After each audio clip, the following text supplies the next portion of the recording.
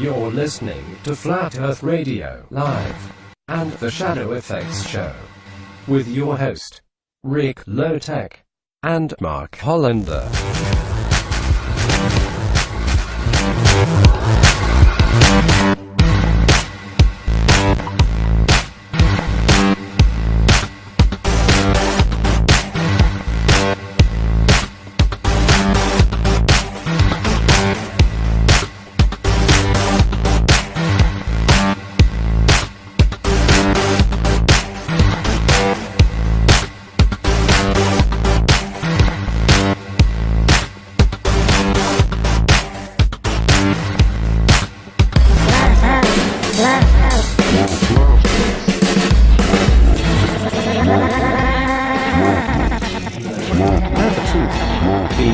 The Earth is flat.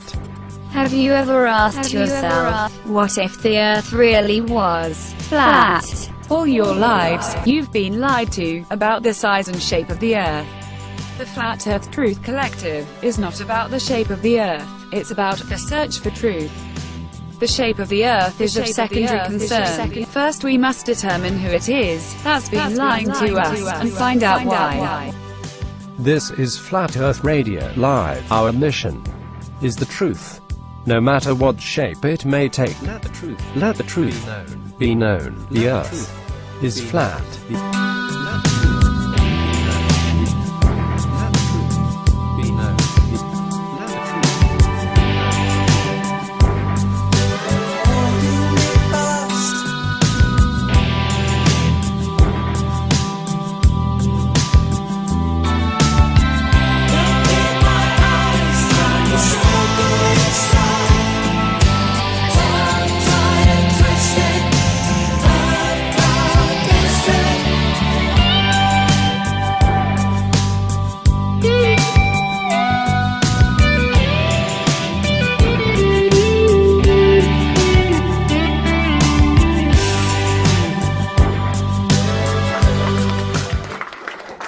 Please welcome the host of the ShadowFX Show, Rick Lowtech and Mark Hollander.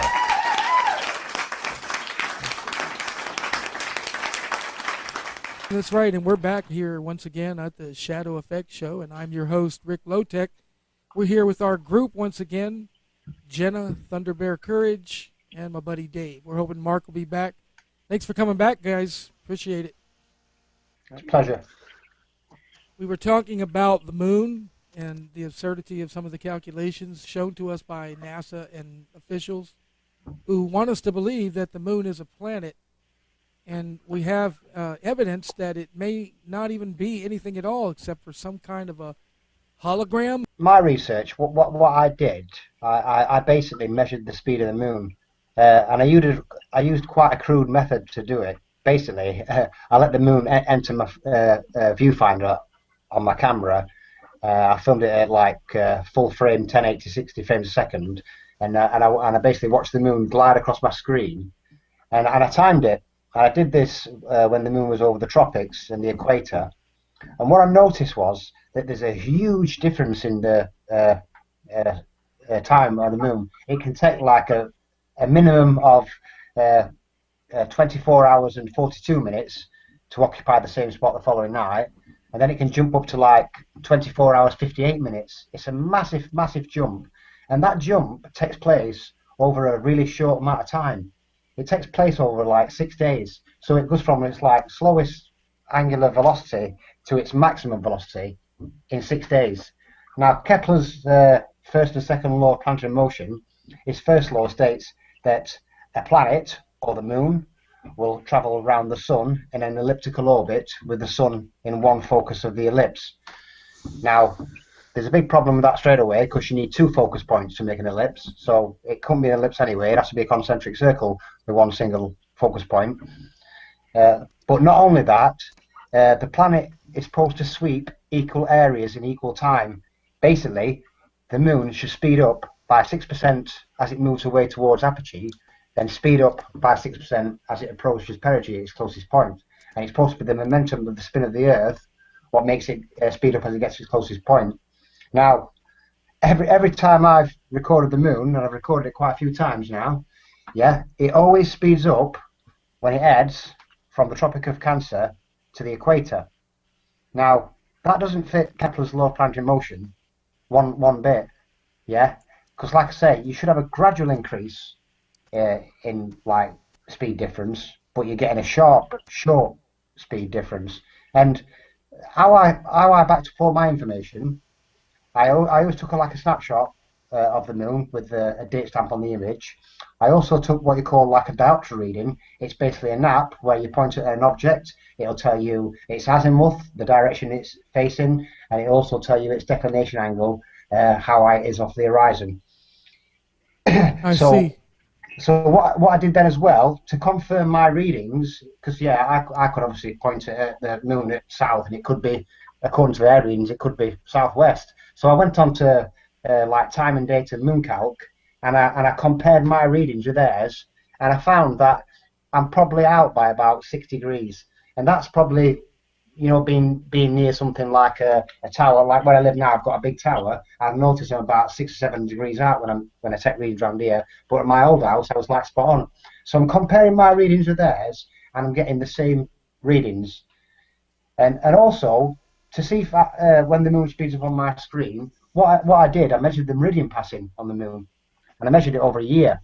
So basically, that's for the moon to occupy one spot at 180 degrees, and then for it to occupy that same spot the following night at 180 degrees. And I timed that gap.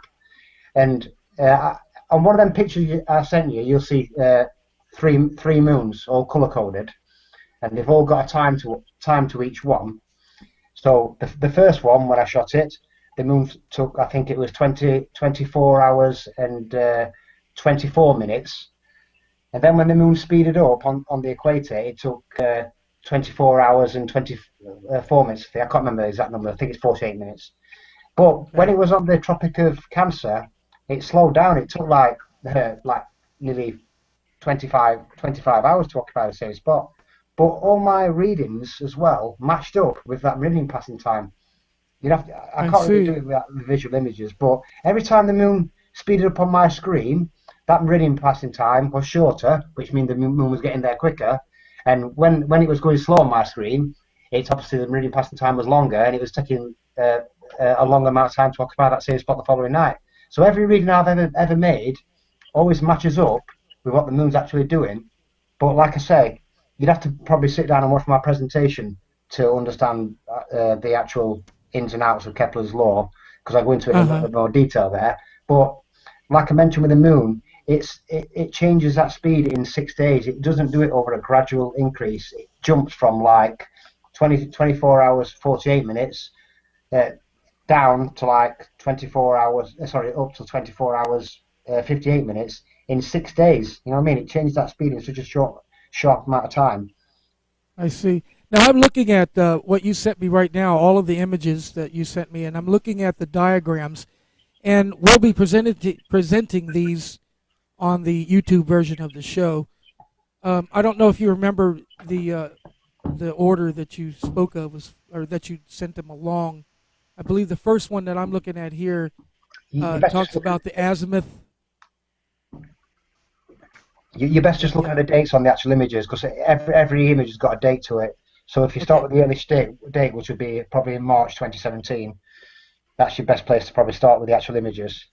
Okay, so these are showing on the internet show, on the YouTube show. So just maybe from memory, you can talk us along through. What I'm looking at is 3 images taken.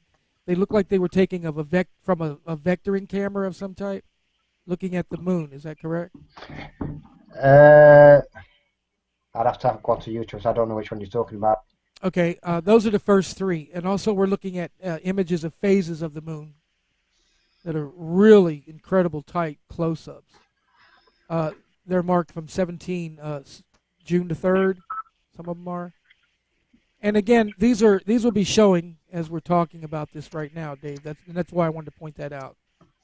Yeah, that's cool. I can't really get my head around what you're on about like at the moment. So yeah, just refer to any one of the images that you sent to me is all I'm trying to say. And then I'll try to put them up as we're talking. I'm just opening the actual email now, actually. Okay. Yeah, that's what I'm looking at. I'm looking at what you sent me in the email. And these are some great shots.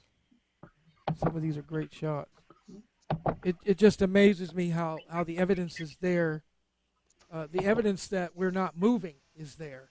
And it's so easy to show and so easy to illustrate that it doesn't really take a $10,000 camera to pull it off. You know, No, my and I'm sure camera's Jenna can tell us that. No. As far as equipment goes, do you really have what would be termed as high-end equipment, Jenna? Do you have cameras on you that would cost more than my house, for instance? No, I just have a MP900 and I don't usually use them often unless I'm shooting the sun or something. So, And, and you use a telescopic lens? Well, the Nikon MP900, it's 2,000 millimeters optical, and then it has an extra 4 times digital zoom. So it'd be like, with digital zoom, it's like 8,000 millimeter equivalent. But I mean, most telescopes. The telescope I have, I think it's only 800 mils. No, I don't know. But I have a telescope, but I use the camera instead because it works better and it's more mobile.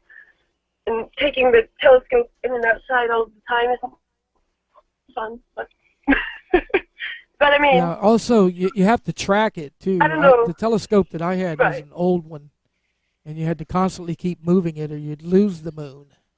Yeah, you have to with the camera. Right. Yeah. Yeah. You have to with the It's a camera. lot as well. easier to adjust the camera than it is to adjust the Yeah, it telescope. is. Yeah. But I don't know if you've seen any of the pictures I've taken, but I take quite Have a you? few pictures of the moon and such.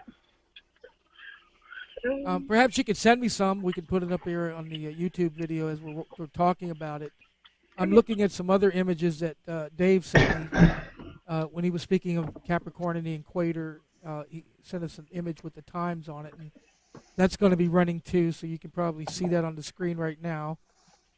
Yeah. And some other images of the moon as well. Yeah. I sent you that one where you see the actual 3 images of the moon. It's called the moon race overlays. That's basically where I recorded the moon when it was on the tropics and the equator, and I raced them against each other. Then on the other image where you've got the Capricorn, the equator, and Cancer, you see the time there. It took 5 minutes and 36 seconds to cross my screen, and the meridian passing on that night was 24 hours 49 minutes.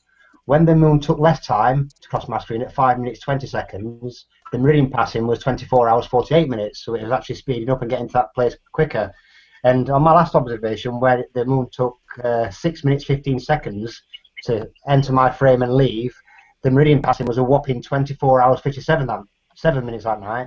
So every observation I'm making is matching up with what the moon's actually doing, but it's not following Kepler's law of planetary motion, especially the second law, which is the equal area in equal time law, where it should cover the same amount of ground, over its cycle.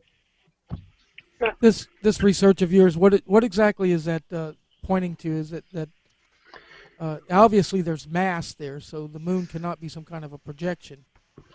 Well, I personally think it is a projection, because if we're talking like electromagnetism, then we're talking ether, and if we're talking ether, we're talking luminiferous substance, and then a luminiferous substance is the carrier of a light, or the propagation for light, and nothing else. So to me, it's a light until I can prove a distance. Whether what that light source is at the source, I don't know. But what I know, what we see in the sky, is a projected image of the moon. It's not a rock sitting there in the in the sky. You know what I mean? And it also appears to go along with the star trails when you take star trail videos with the moon in it. It Exactly. appears to go the same path as the stars. It follows the same path exactly. Wherever the moon is on the night sky, it will follow that line of stars. Yeah. So if the moon's low on tropical Capricorn and say it's risen the same altitude as Saturn, it will follow that same path as Saturn. And say if it's on the equator and say Jupiter's on the equator, it will travel in a more straighter line. Yeah, and it follows that same star pattern all the time. Yeah. It moves with the celestial sphere. Right, and interestingly enough, the Bible calls it a manifestation. which is pretty much in line with a projection of some type. That's like I say. I had this image. What I should have sent you the image really, where I took a photograph of the moon. It was overexposed, and what it did, it actually created an image of the moon on the actual camera, a reflection glare.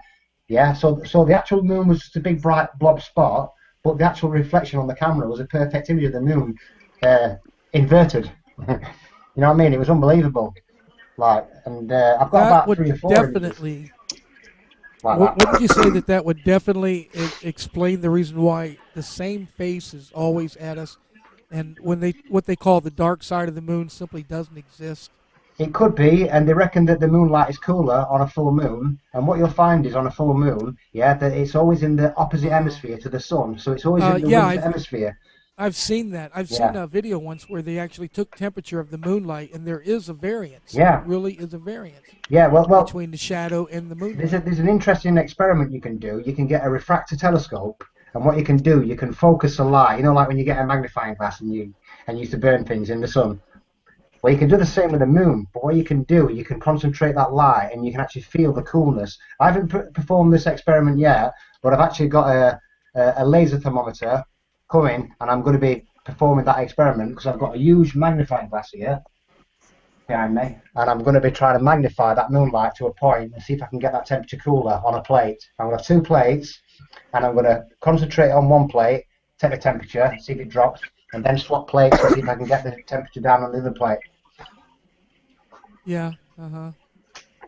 What do you expect that is? Is that some kind of a deflection of energy, or does the moon actually have its own energy? You've got man, light.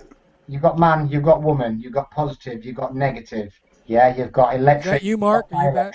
Yeah, the sun probably gives off like a warm, golden kind of a heat, whereas the moon gives off like a more cool kind of light. I mean, that's what I'm thinking. I can't confirm that. I'm just thinking out of the box kind of thing here. So, which talking about endothermic is endothermic energy takes in thermal energy. Yeah. Okay, so rather than it being a radiant energy, rather than it being a radiant heat, it's more like the absence of heat. Endothermic. Yeah. Absorption of heat. Yeah, because it's actually saying in the book of Enoch that it's actually taking its energy from the sun and giving it back to the sun, isn't it? So they might be onto something there. Yeah. Mark, are you back? I thought I heard your voice there. No, Mark yet? Okay. I heard his voice. Now this endothermic energy is fascinating because it's hard to wrap your mind around the absence of heat as being, but that's actually what an infrared camera does, isn't it? No, not. I mean, infrared camera just sees into the infrared portion of the spectrum, and it sees. It's kind of complicated right there. It's not really heat that it's seeing, but it's like a byproduct of heat. The light spectrum. So I have an infrared filter for the camera, and I took a picture of the infrared light. So Okay, so what does that do? That strains out all of the light except for the infrared band. In other words, it takes out the ultra blue, the ultraviolet. Yeah. So the ultraviolet lens does the exact opposite. So that indicates that there's different rays of light. There are definitely different bands of light, because otherwise the filter simply would not work, because that's what a filter does. It's only going to filter out one. Yeah, this one, it blocks out all of the light below a certain spectrum. If I have, I should get like.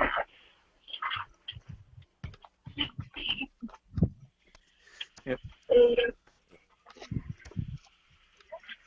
Here's what's interesting about infrared light is they claim to use that in order to be able to judge distances.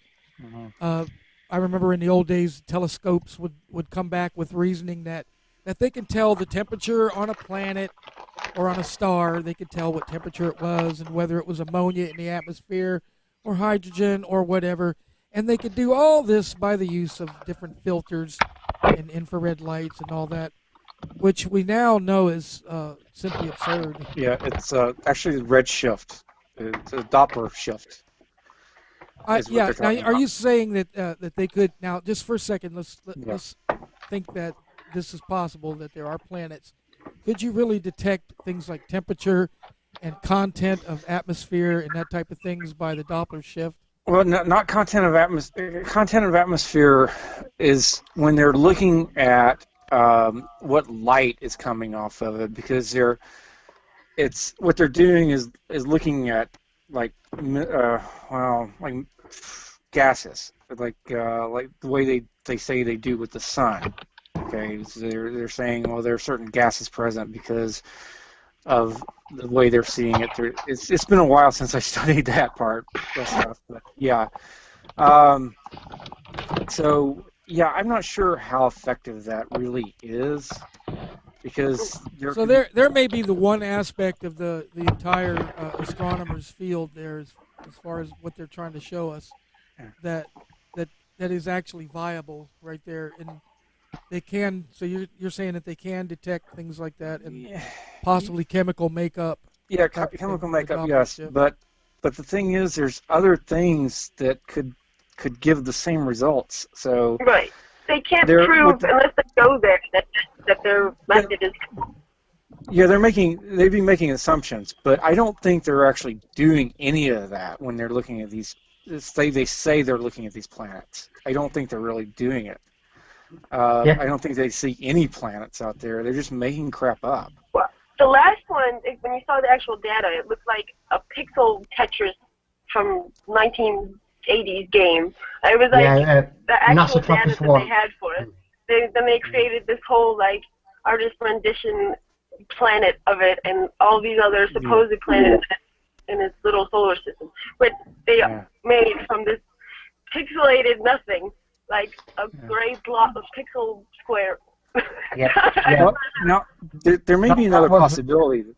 That was the NASA TRAPPIST-1 system. Do your Tetris, bro. There may be another possibility, though. If there's water above the dome, okay, if there's ocean above the dome, then that means that there might be sea life out there. Well, if there's sea life, I suppose it's possible that they're picking up on gases coming, extruding from like life forms and stuff. But I don't see where that would really work. But I don't really know. I don't know exactly what instruments they're working with or say they're working with and other stuff, and it's not really my area. I'm more of a generalist, so I have gaps in my knowledge, but I mean, it's interesting that you should mention sea life. You're all aware of the traditional legend that talks of the turtle being beneath us. I find that a lot of legends are actually based in some point of fact. Yes, based on Mayan cosmology. Yeah, I think, the Earth is on the back of the sea turtle. Yeah, I think it's Mayan or Hindu. It's one of them.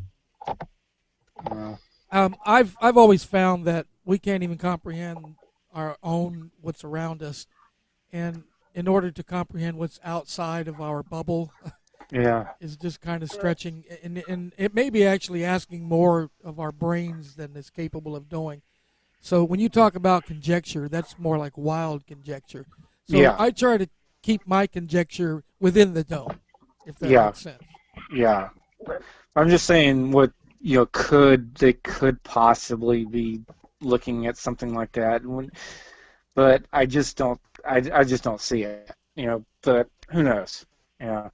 Now, getting back to the cold light for a moment, though, there is something called laser cooling. Okay. But what they're doing with the laser cooling is they're actually hitting material that re-emits a photon, which is a particle of light, supposedly. And that lowers the temperature because it slows the molecules down. So there's that, but I don't know if that's what the moon is really doing. It could be. It could actually be doing something like that to the mercury and the thermometer, but I really don't know. But the thing is, the laser cooling. I mean, lasers are highly focused light. They're all going in one wave pattern. It's a single coherent light stream. So I don't know. It could possibly be doing something like that. Other than that, I really don't know.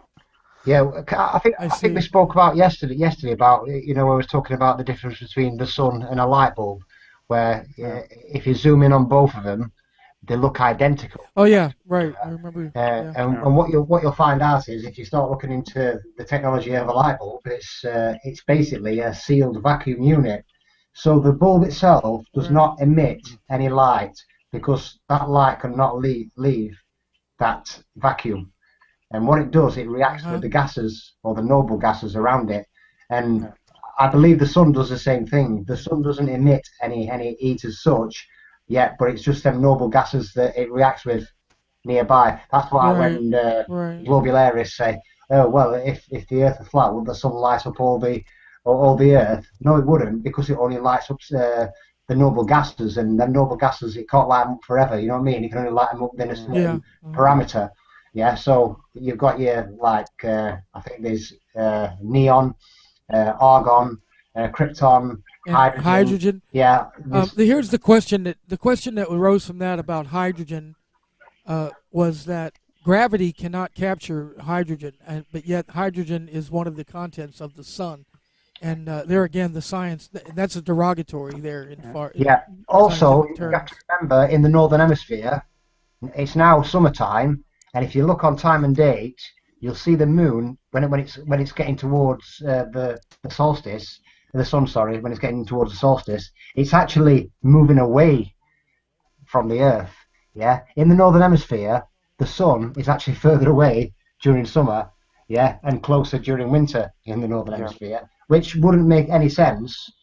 But what they say is, it's that 23.4 degree tilt what actually makes the summer and winter time, but that would give you similar temperatures north and south on a ball if it was just the angle, because they've always got the same 23.4 degree angle from either side. You know what I mean? So you would have similar temperatures. Yeah, and look at the difference between Antarctica and the North Pole. Exactly. There's no ice on the North Pole now. They've got rid of the ice. Well, too many people confuse the North Pole. Yeah. Now, you have to understand that regardless of what other lies they've told us about the South Pole, they've made it look like it's a continent, but what it really appears is a circular ice shelf. You cannot deny the North Pole.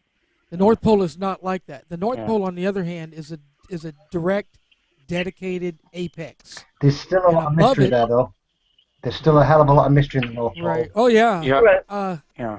But they cannot say that the North Pole is not a continent. We can see that. Interestingly, in fact, you can go to the North Pole. Interestingly, there's a book out called Inventio Fortunato, which was written in the 1400s, and it's about all the voyages that were made to the North Pole back in the early days. And on 3 accounts in that book, they described some kind of substance when they got to the North Pole, like a spongy type of air. Yeah, where they can't penetrate it and can't get no further, and that's been documented 3 times in that book. Yeah, it's definitely worth looking up and find out about that, because what it sounds like to me is it sounds like ether, because that's what our ether is described, like a luminiferous substance. I can never say that word. You know what I mean? Like a kind of gel, kind of a spongy kind of a substance, and a substrate, more like a substrate. Interestingly, it's been described 3 times at the North Pole by 3 separate voyages there, and also it's described in the book Worlds Beyond the Poles, where he reckons that the actual poles are infinite and they come back around on themselves. Now, if they did come round back on themselves like that, that would basically make the ether, wouldn't it? If you think about it, if it went on forever. But I basically put 3 things together and come up with like a conclusion. So it's a bit of a mad. Now I've actually read that book. It's a wonderful book. It's brilliant. And I recall some of the instances where it was mentioned that it was more like the Earth was more like a infinite tube, and as you passed along through the tube, you could look ahead of you and see other dimensions, and you could look behind you.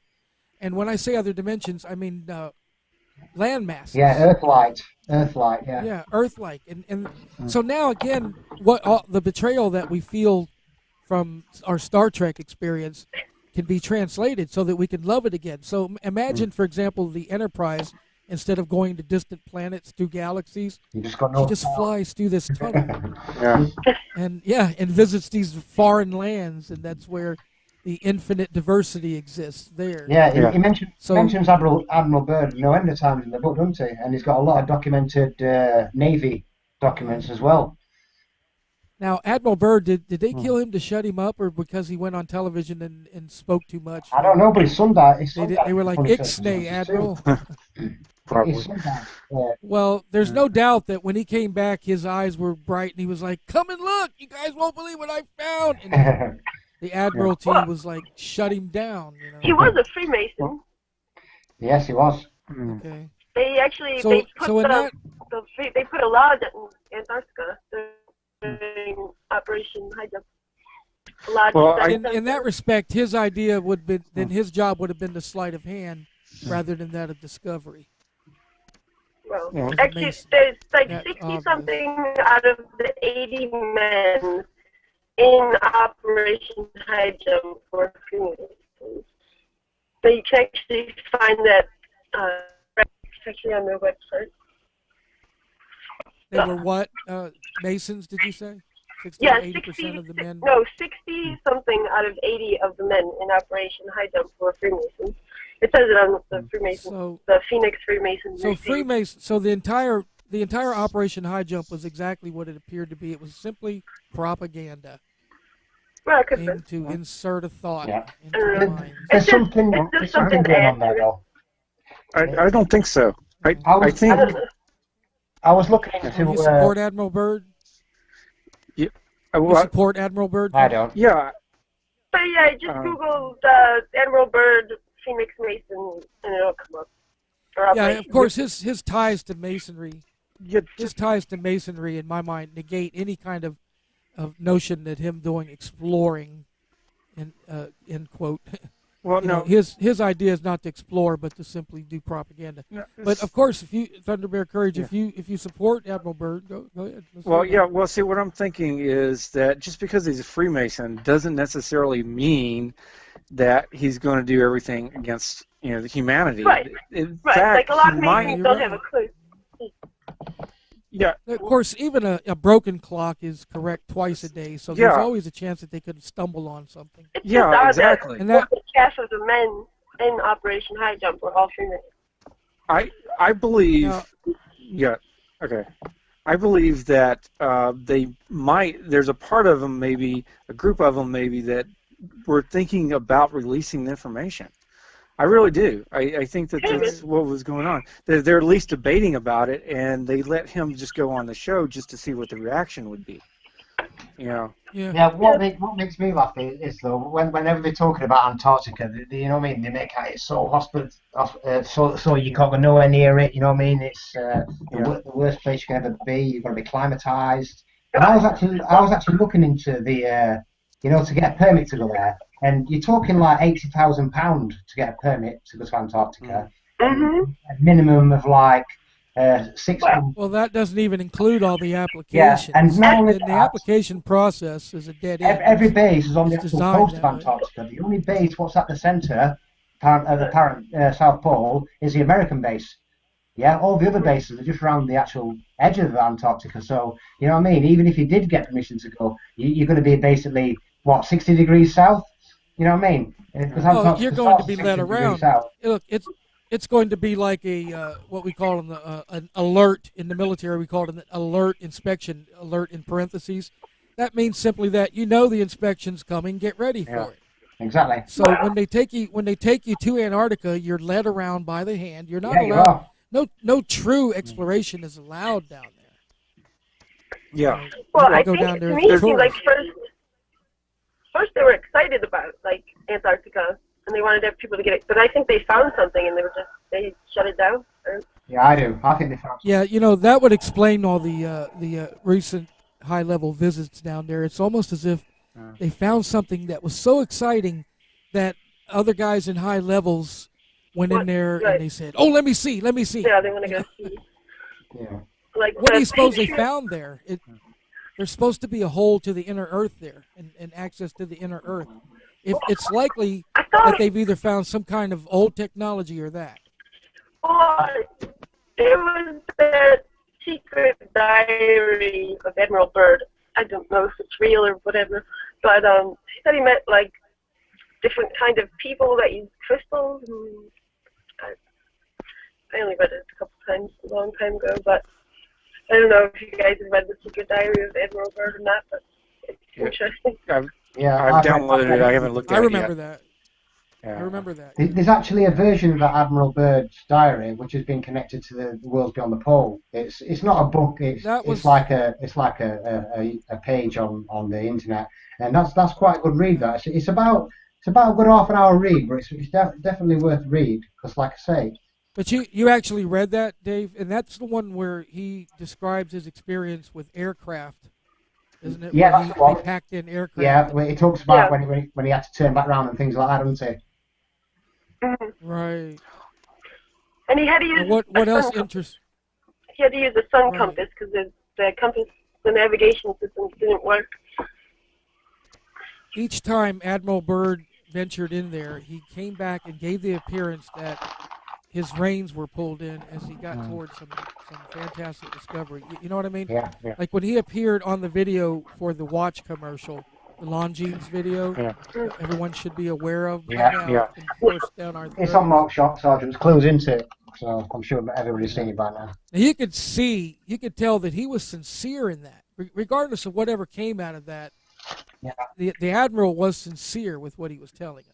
Yeah. Then it immediately gave the appearance that someone was shutting him down.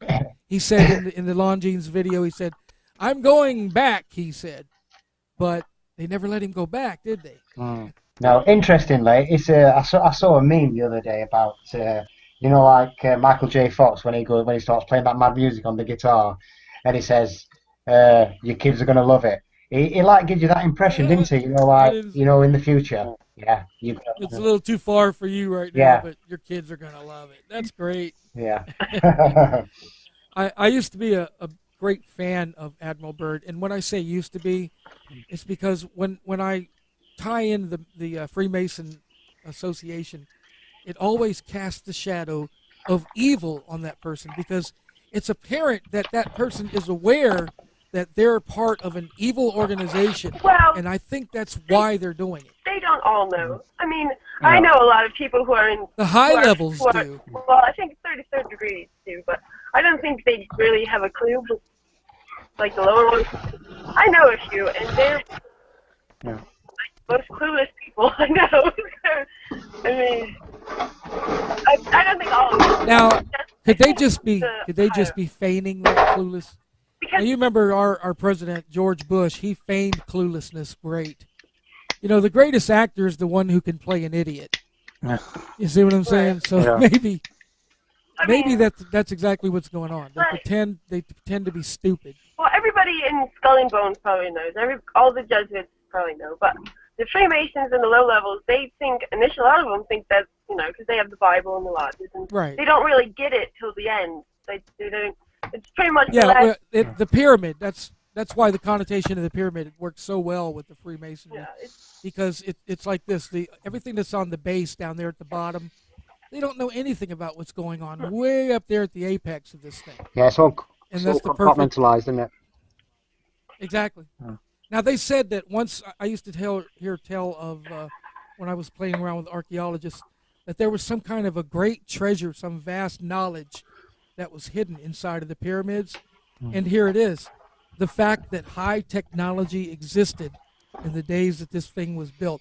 That's the secret that's hidden. in there. Yeah, the secret is found. Yeah, it's out. It was said that the secret was not made for the people of the time. It was made for another generation, us, who was capable of looking at this thing and determining exactly what it is. And the thing is that they're telling us that it's X amount of years old. We have evidence that it's not. It's a lot older. They're telling us that it was used for a tomb. We have evidence that it was more than likely some kind of huge municipal power plant. Mm. And that's what's being kept from us is not only the shape of the flat Earth, but the fact that this technology that we have and that we call so bad is considered baby-like Yeah. compared to what the people of ancient times Yeah, had. I wonder where they got the idea for Stargate from. Yeah, exactly. Uh, There's nothing new on the Earth. You've heard that before. Nothing new. There's everything that a scientist or a sci-fi writer can imagine is mostly based on inherent knowledge. You know what's real, and then they just go off into the edge. But you know, it starts with the basic dough, and then you add your own ingredients from there. That's what science fiction really is. mm. It all presents to us all. It presents one specific mindset, and that is space, planets, Satellites. what else? Satellites. It all paints the same image, and those of us in this panel, especially, we find that whole idea suspect. The fact that it's all. Haven't you ever heard the story? Those of you who are listening, ladies and gentlemen, have you ever heard the old saying that any story that is so perfect probably is a lie? You know, it's just all too perfect. Yes, and you've got just normal people like ourselves who are trying to unravel this lie. You know what I mean? we're all doing our own little thing, trying to get to the bottom of it, trying to find out who we are, where we are. You know what I mean? It's like, but we're just normal people. You know what I mean? I'm not a scientist. Yeah, I'm not an astrologist. I'm not a, you know what I mean, a geologist. I'm just a normal person. You know what I mean? Got a normal job. Yeah, it's you know what I mean. But it's the truth that drives me to search for it. Yeah, because I think I'm with you on that, Jenna. Jenna. Yep, same here. You keep trying to say something. Oh, Go ahead. yeah. Well, I was just going to say, did you guys see when Patriarch Kirill met with the Pope and then went to Antarctica afterwards? And there was, Skiba did a video of it, and there was also like a fleet that found something, or in some Middle Eastern country, that they were transporting to Antarctica, and then right after the Patriarch Kirill went there, and for some reason they had to fly the plane low at like 13,000 feet. I don't know if you guys saw that or not. I saw That sounds familiar. I saw it when they went there, and I because think there was the Russian priest. I don't know his name. I don't really follow that. Kirill. Kind of stuff. Yeah, Patriarch Kirill. Yeah. I saw that, and also Kerry went there, didn't he? And didn't Obama go as well? So they say. I don't know. Yeah. But it's interesting about this. There was an article about how they had to fly the plane low, but they didn't really give a reason why. It's like a mainstream article about his trip there. And they had pictures of him with the penguins and stuff. I don't know. Right, but in the meantime, here's what's going on in the background. He comes down there under all this pompous and fanfare that he's on some kind of a visit. Oh, look, there's a penguin. Well, and he's immediately led backstage. Right. The conspiracy and he's pages. shown the dig. Yeah. Now, I don't know if you're aware of this, but a while back on Google Earth, there was all these. Right now, if you look at Google Earth over Antarctica, and actually in the North Pole a lot too, there are all these huge blacked out images. And I was studying this thing at a time before those blacked out images were there. I saw leading out from these scientific strongholds that they build out there where the scientists like to go and sleep and do that. Leading out from there's so many tracks from their tracked vehicles as to make a freeway that leads down south from where their position was. Maybe some of you have seen this. You can't see it anymore. And there are these strange objects embedded in the ice. Yeah, tunnel systems as well. I've They seen give- tunnel systems down there. You've seen them. Yeah. And now if you go there and try to look at that, Google Earth will have nothing but a big blackout zone or a blob where you can't enter into it. It just gets all blurry. Yeah. Even when you look at it, though, it looks so bad. It's like a big, like, white plated blur with in the middle. And it totally looks like, I mean, obviously it's a composite, but it terribly put together. The North Pole looks nothing like that at all. Yeah, like picture images over the city of Chernobyl and Pripyat. There, if you go there now, I don't know if that's true anymore, but I remember seeing this a while back. You can't get anything over Pripyat. It's all blacked out too. But with the Kirill thing, the conspiracy pages said they found the Ark of the Covenant in some Middle Eastern country. So they transported it to Antarctica. That's what they were saying. But and then I've heard that story too.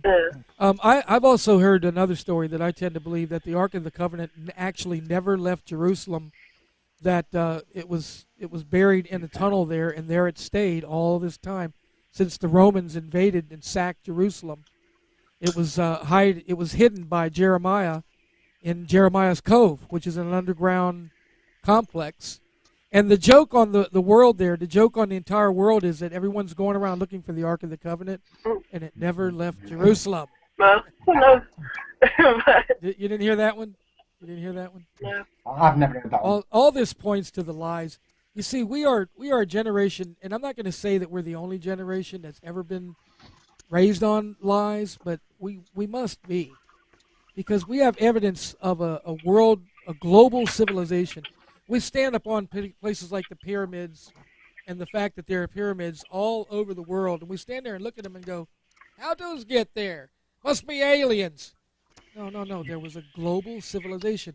That explains why there's a general uniformity. Right. Okay, so this is what I believe they're hiding from us.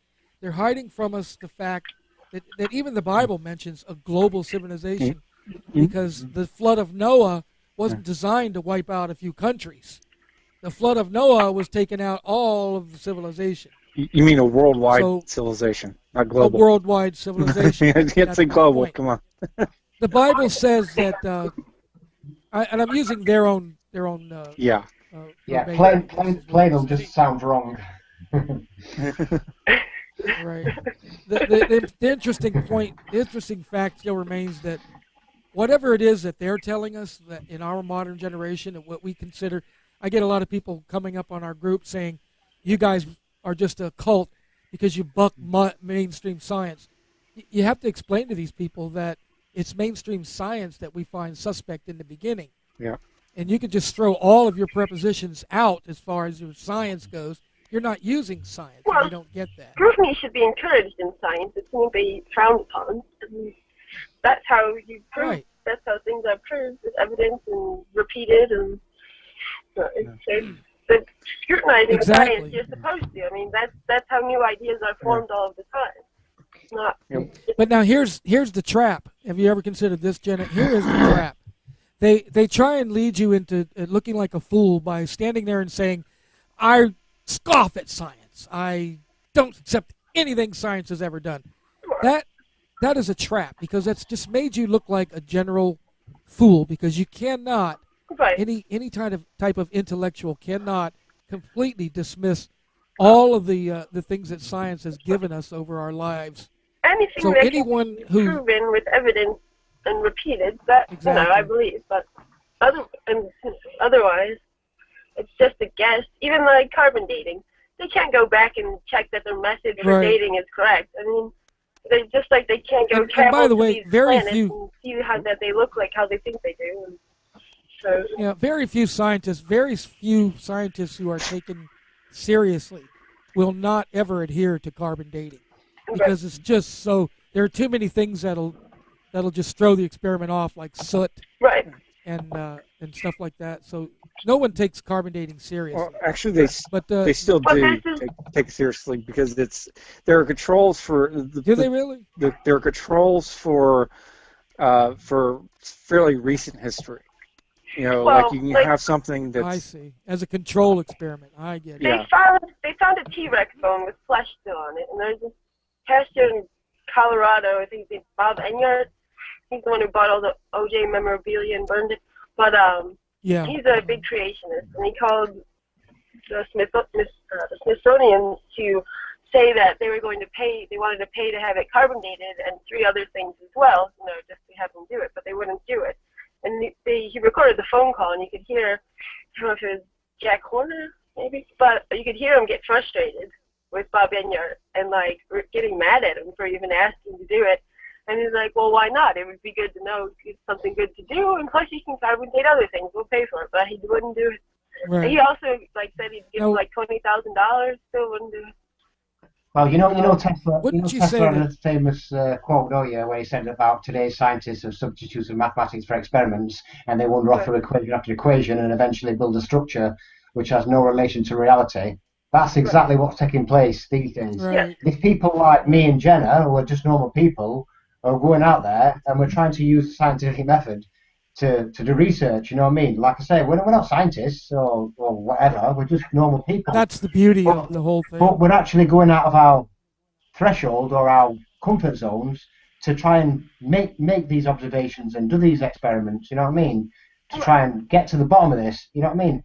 I'm driven by That's the right, truth, yeah. and it's like I say, everything I'm doing, I'm learning as I go. Like 2 years ago, I didn't know anything about anything. I never ever owned a camera. You know what I mean? Everything I've done has been in the last 3 years. You know what I mean? Yeah. It's just like learn as I go. You know what I mean? Everything's like I've learned more in these last 2 years than I have ever, I think. That's I said the same I thing. went to Join the college. awakening. I have a history degree. It's useless, but I didn't feel like I learned much, and I won't teach children fake history, so I don't know. But it's not easy. This to is go. the awakening, Jenna. I don't know if you're aware of that, but you've joined the awakening. What's going on here is it's not so much that a realization as it is an awakening. The Bible says that their minds have been kept clouded, and that there is going to be a time in the future that when the clouded minds will be removed from us. And what I believe is that we didn't understand before. Because of that reason, God, the Creator, would not allow us to see. There's a particular part in the Bible where it talks about Jesus was inside of the temple, and he was speaking things that angered the crowd so much that the crowd said, "Let's get him." And this is Jesus before he was crucified, actually in the temple. And what Jesus did was, instead of throwing people against the wall and bringing the temple down or whatever, he simply clouded their minds and then walked out. And as he left, he unclouded their minds or whatever. But the imagery that's left in that passage is clear that at any point our minds could be clouded and then opened again. And that's what I mean by the awakening. And you've joined it on the front end. You see what I'm saying?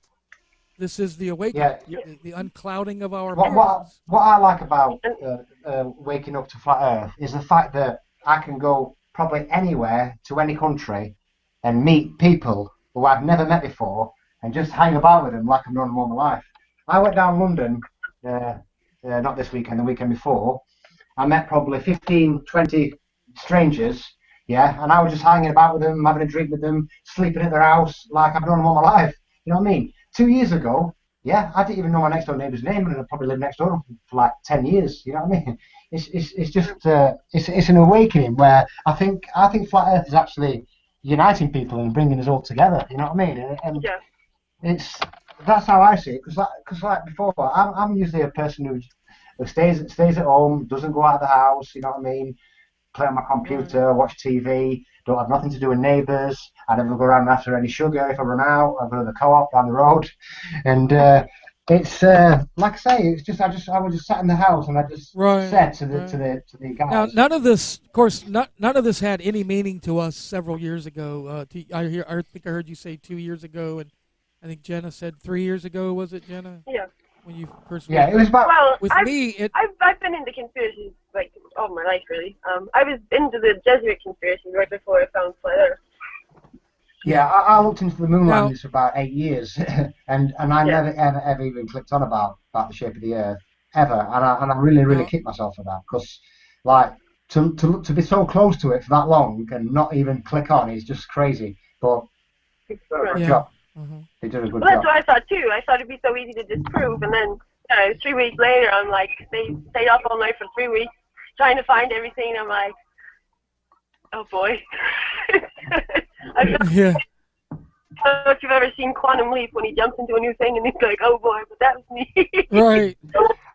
And everything from the previous life doesn't make any sense anymore. No. And oftentimes you look around you at the world that you're in, and you'll say, "Wait a minute, this isn't the world. Somebody reset my world." I just walk around in a daze. Yeah.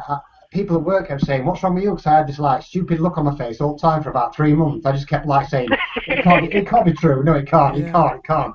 And they kept saying, "No, it's not true." And I was like, "It is." And they're like, "No, it's not. It can't be. It can't be." It took quite a while to get the blow back in my head. At one point, I wish I ex-military. never saw it. So do I. See, now there's the imagery that was afforded to us by the movie The Matrix with the colored pills, the red pill and the blue pill. Once you take that red pill, Morpheus said, you can't go back. Yeah. Try going back and settling in and get popular again and get your family to stop hating you again and thinking you've gone nuts. You know who tried that? Remember in the movie, it was Cypher, was it, that tried that? Went back to the state. It didn't work for him. Yeah, he wanted them to put him back into the Matrix. Yeah. And it just does. And even they lied to him because they knew that you can't redo that. You can't reinsert into the Matrix. That film is so deep, it's unbelievable. Yeah. It's not only that, it's an instruction manual. It is. If you all are familiar with the movie They Live, Roddy Piper himself said that movie was a documentary, not a movie. Yeah. And all the connotations to reality, if you know that movie, he was right. There's a new series out now called The Handmaid's Tale. It's based on quite a famous book, and I don't know if you've seen it, but this series is absolutely amazing. It's like another documentary. It's basically set in like the future, and the human population, only like 10% of women can actually birth children. And what the elites have done, they've basically taken over every country, and they basically turned the 10% of these women into like sex slaves so they can spread their genes. Right. Now listen. Now here's what's interesting about, and we all have parallels to that same scenario that you just mentioned. And here's what's interesting in that they always allude to this dark power that they're serving when they commit these acts of evil. They always allude to that, but you never see that in any of these movies or any of these series that interject power in people who have pledged themselves to Satan or whatever.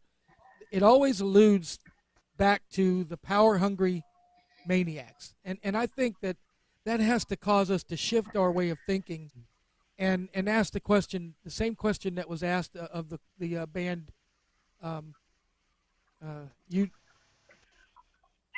INXS. Oh, Michael Hutchinson in INXS, one of my favorite bands. Oh, INXS, and they said it so well when they said, I just don't think that evil has to be a thing because it's in us all. The devil inside. All you have to do is look, and the devil is inside. You notice all the shows that you just now said, all the scenarios, they all have one thing in common. Evil is in the hearts of men. Every single one of those. And get that. Amen, brother. Get that. Because that is, and I have never seen evil get up off the ground and run up on some poor old lady and strangle her. However, I have seen men under the influence of evil do that many, many times. Yeah, it says, here comes a woman with a look in her eye. Here She's comes dressed a in woman leather with flesh on her mind. There you go. It's cool. It's fear that the other side feeds on. Makes you wonder how the other half die. Yeah, let's not forget Monsters, Inc., which alluded to another side, another dimension where electricity to them, power to them, came from the emotion of fear. Okay? A lot of people may not take that to heart, but here's what they're saying. Fear is a genuine power. And it's what keeps us all under control is fear. Exactly. That's why we're imminent for an asteroid attack or some kind of alien invasion. Exactly. You know what I mean? It's all scaremongering. Keeps us on his toes. Well, it don't keep me on my toes. It has so to I just laugh at it. There are texts. There are texts that indicate that there are entities that feed off of us when we are in fear. That they are like parasites, and there are a lot of and that's also why they look that way. Why the image is that way. Yeah. In other words, you got to have like the horned demon. Yeah. In order to interject that fear. What did you think of that film that it was like a series, wasn't it? The Childhood's End. It was based on Arthur C. Clarke's book, where basically the aliens come down. What was the name of it again? It's called I didn't catch that. Childhood End. It's called, and it's basically about an alien what comes down, and when they show themselves after 100 years, they're just how the devil's been described. It's definitely worth a watch. Some of that Project Bluebeam stuff. Called the Overlords. And this is what, for anyone who's not familiar with Project Bluebeam, it is a control module inserted by the powers in control. The Bible speaks of it as being a special kind of illusionary show, for lack of a better word. And in this show, they're going to give us a classic example of what's called causality. Now, that means that in terms of a firefighter, for example, I set the fire. Then I run to the fire department and scream, "Hey, there's a fire!" Now I appear the hero. So I've both set the cause and I also have control of the situation and the causality and the solution. Problem, reaction, solution. So exactly. See, and that's what we live with today: causality, problem, solution. Okay, the problem will be presented as an alien invasion. The Pope is all set up to be the emissary, the one that caused the war off. But anyway, the Bible says that there will be wars and rumors of war. The Bible also speaks of these great, vast illusions, these portrayal of things in the sky. And we already know what harp does. Harp can make sounds. Harp can make images. Harp can do all kinds of things. It can make people believe. And then when you add to the holograms, this whole thing is designed to make people, here's the causality. The UFOs and the aliens are coming. We better have NASA. I don't want to hear no talk about any kind of refuting NASA and what they're saying. If their aliens are coming, buddy, NASA's our only hope. You know, if you remember Independence Day, they equated the whole thing with religion and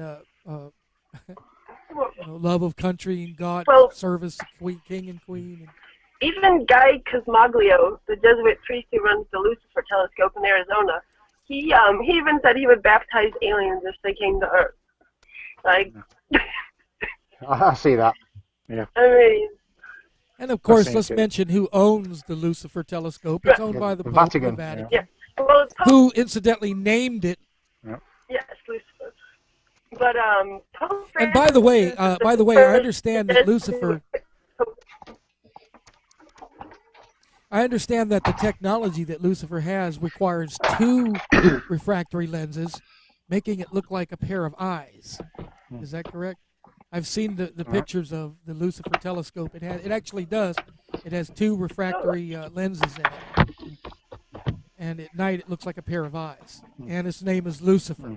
Now you couldn't make these things up. Well, yeah, I'd be sitting here telling my grandma this, and she'd say, "What have you been smoking, boy?" They built it on sacred Hopi Indian grounds, right?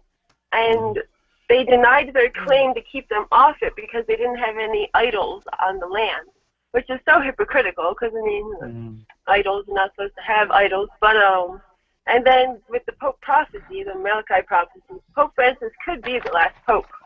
It might not be. The evidence suggests exactly that. I think the evidence is clear on that. And I think their prophecies are self fulfilled. I don't think. Yes, they are. They are always self-fulfilling. Prophecies are, and especially where it says in the Bible, where it talks about you shall know them by their works, and you shall know them by their words. And the purple and scarlet thing, there's not another religion in the world that uses purple and scarlet. So the kind of I mean, the indication there is clear. Yeah, they use the purple and the scarlet in the Handmaid's Tale. And that's the only evidence you need right there. No. The Islamics do not use purple and scarlet. The Christians do, but only on Easter and that type of thing. Yeah, that's right. It's just a reverence thing. The Catholics definitely do. Purple and scarlet is their color. And not only that, the description is also of the pearls and the gold which hangs on his what do you call that? Is robes. Yeah. The The vestments. description in the Bible continues on with that as well. Okay.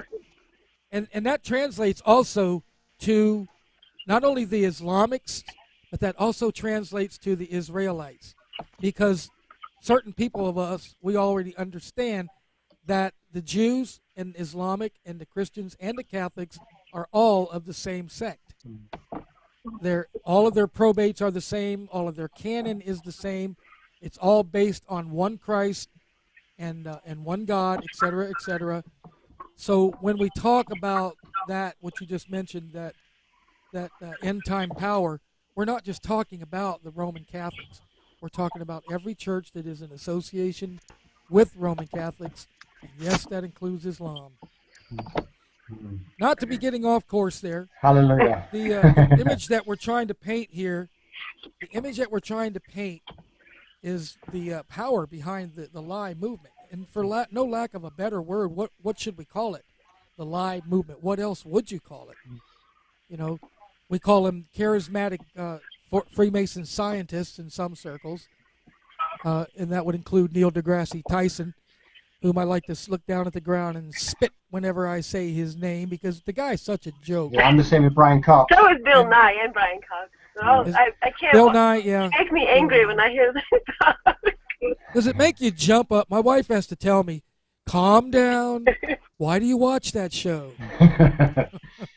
Yeah, I can't watch Brian Cox no more. You know he's on the BBC about 3 or 4 times a week. Yeah. Yeah. They call it the bloody. They call the BBC bloody Brian Cox show now. Well, all right. Listen, lady and gentlemen, we've been going for 2 hours now, and I want to thank you guys for the greatest podcast that I personally have ever been a part of. It's a pleasure to have a panel that's so intelligent and so knowledgeable about the subject matter. And this moon thing is important to the Flat Earth movement for one reason and one reason. NASA does not pour us information. Many of us are people who are retired, disabled, out of work and whatever. And we are not capable of doing anything other than using our minds. But as it turns out, that's exactly what it takes in this case to win this thing, if we keep on using our minds. And we're gonna look at you, Jenna, now. It's so great to have you and listen to you talk, Jenna. We hope that, of course, as with Dave, that you two intend to inhabit this show, because we really are looking forward to that. Oh, for sure. And Jenna, if you have any statements to clean up and end the story with, go right ahead. Well, no, I think it was a good hangout. I'm sure we have endless things to talk about, so I look forward to coming on again. No closing statements. Like me and Dave are working on the sun thing and all the stuff that we do. I mean, it's not easy and it takes a long time. Like, you stand out in the sun getting sunburnt while you're trying to film the sun. Yeah, I'm like a big. I just set my camera up in the yard and go back inside. That's great. I keep referring to the Bible again at the risk of sounding like a Bible thumper, which incidentally doesn't really bother me. But and again, I want to say that the Bible makes us one promise: seek and ye shall find. And Jenna and Dave and Mark and Thunder Bear and all of us, that's exactly what we're doing. We're not willing to sit there and get spoon-fed the truth. We are seeking. Yeah, we're playing hide and seek. Find. They're hiding Exactly. and we're seeking. And like they used to promise us in the old show, the X-Files, the truth is out there. Right? The truth is definitely out there. But at the same time, trust no one. Yep, there you go. Trust no one. Yeah. Trust no one but your own. You must trust So someone. Only trust The yourself. X-Files is my favorite. So it's always the truth is out there, but trust Right. no one. So, Yeah, and what the truth teaches us, what the X-Files teaches us is that we must rely on our own perceptions, because if you're looking for evidence towards anything, evidence is so obscure, so ambiguous, that for 1 minute you can call it evidence, the next minute it isn't. So you must rely on your own perceptions. So it doesn't matter, and when you hear people say, often you hear people say, you can't prove it, maybe not. However, in my perceptions, in my perception, you're guilty, pal. So that's good enough for me. Right. And I hope that makes sense. Right. Dave and I have been trying to make sure we have all the metadata for everything too, so everything can be backed up and verified. Unlike you need what NASA does and the others. We're actually. It's too easy to refute what we're saying, so you need. Yeah, we're actually going above and beyond and collecting every single bit of data. Right. I'm actually using a measuring tool to measure the radius of the sun as well. You know what I mean? We're actually going way above and beyond our own probably ability. And globalist science uses computer banks with terabytes of information, and they use trigonometry, and scientists all over the world, and we use laptops and cell phones and measuring sticks. Exactly.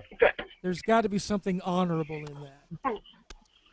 And lastly of all, Thunder Bear Courage, we want to tell you that we appreciate you coming by today. If you have anything final words to say, go ahead. Well, a lot, but I'll just say that I do have a YouTube channel, and I'm trying to get some more videos up. So the YouTube channel is Thunder Bear Courage on YouTube. I'll subscribe to that afterwards. Also, I've got a YouTube channel. If you just type in Dave Marsh, you should find me. Okay, Dave Marsh on YouTube and thunder.bear.courage. Yeah, that's right? For the email, Gmail. Okay. Gmail account. Yeah. And you must have some kind of. Okay, go ahead. What's yours, babe? It's just my name, Jenna Frito. It's a collection of videos I've taken, and the Roger Center videos. Great, and I'm definitely checking them out myself. I've been looking at them all day. And I've been looking at Thunder Bear stuff, and I've been planning on I've got a new channel. I had one that I've been running since '08, but I've lost the password to, so I'm starting all over. They no longer let me have access to it. But it's great that each of you and all of you are documenting the results of your investigation, because as we've said it so many times on the show here, that it's important that you document this, because otherwise the refuters, when they come to refute, it's going to come down to your word against theirs. So we have to document. I once had a friend tell me when these Flat Earth videos first started appearing on YouTube, he said, you need to download and encode every single one of those because they're not going to last. And guess what? He was right. I wish I had done that. I'd have a library of those old videos that I can't find anymore. Those are the ones which, incidentally, convinced me of a flat Earth. Yeah, I kept all my videos. I came into this. Did you really? And that's what's important. You have to have all that. Yeah. Only problem is mine are on my old laptop, and it's at my old house, so I need to go and actually transfer it all. But I'm actually saving up for a solid state drive because I want to get a decent drive for my laptop. You see, so when I get that, I'll go and transfer all the other stuff onto it, because there's loads of stuff I want to remake. I've got quite a few videos I want to remake, so I'm going to go back and remake some more videos because I like doing that. Okay, great. So thank you again very much once again, panel, Dave and Jenna and Thunder Bear Courage. And on behalf of my co-host, Mark Hollander, thank you for coming by. And we look forward to having you on again and sharing some more information. Yes, I'll be happy to come on again. Thanks for your time, Rick. Likewise. Great. Thank you for your time again. Thank you. My pleasure. Thank you. And once again, you've been listening to the ShadowFX Show, and I'm your host, Rick Lotek. And for Mark Hollander, thanks for joining in. We'll have a series of this show, of this particular information going on, so always make sure you look at that. And Flat Earth Radio Live is progressing well, as my buddy here, Thunder Bear Courage, will attest. We may not have live capabilities at this moment, but from what I hear from corporate, we're reaching toward that goal more and more every day. So that's why we're keeping with the podcast right now. Good luck with that. So anyway, so join us. Make sure that you join us in our next podcast right here on Flat Earth Radio Live. And I'm your host, Rick Lotek. Thanks for joining us for FER Live, and have a wonderful evening. Good night. You're listening to Flat Earth Radio Live and the ShadowFX Show with your host, Rick Lotek and Mark Hollander. Flat Earth Radio is about cosmologies in which Earth is held to be flat. The flat Earth model is a conception of Earth's shape as a plane or disk, and many ancient cultures subscribe to a flat Earth cosmography.